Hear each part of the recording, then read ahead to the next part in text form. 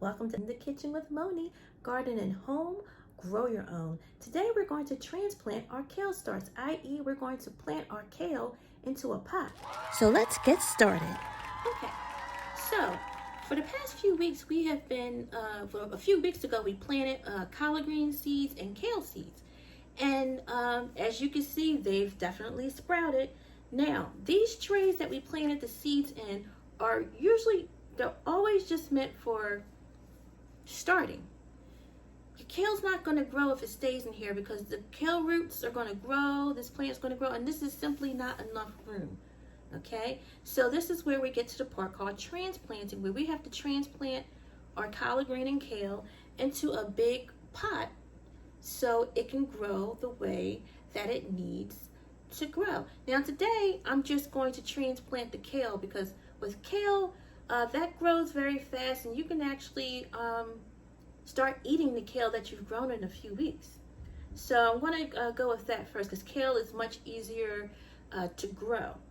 And this soil right here is pretty good. It's still a little bit moist, so I'm not going to really go too hard on the watering.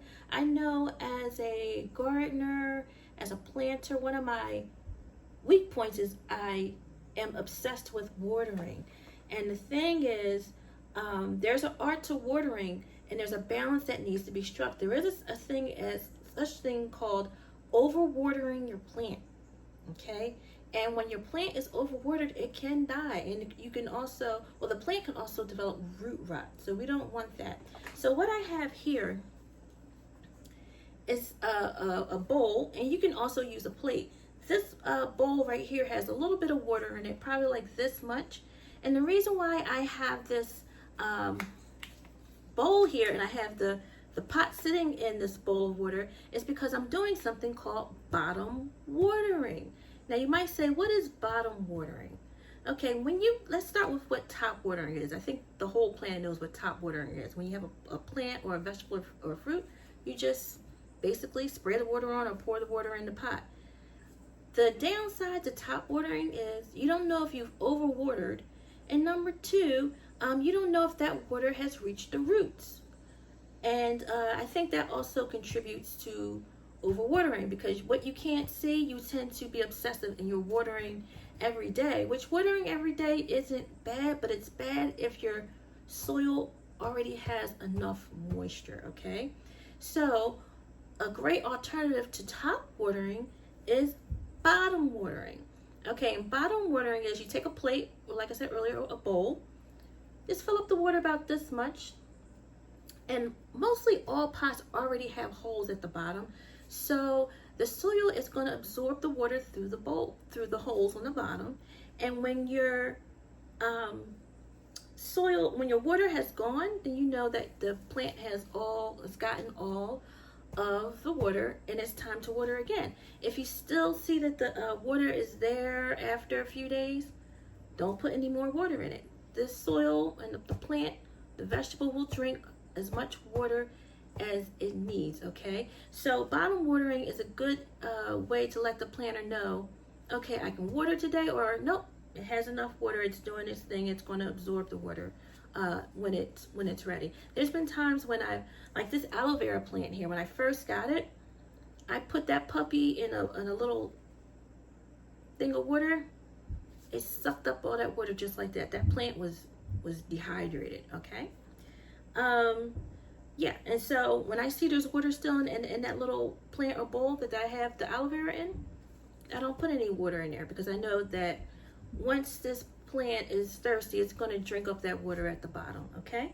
So this is why I'm bottom watering this, okay? That just makes my life a lot easier. I feel like with top watering, there's just too much guessing, and sometimes I don't feel like guessing. I need to see exactly what the situation is. Okay, so I have my kale here, and by the way, overwatering can lead to mold and fungus and stuff too. You don't want that, okay? And we'll have a conversation about mold and fungus and all that fun stuff. So what I'm going to do here, I'm going to take my kale. I just got to do this right, sorry. I'm going to take my kale here.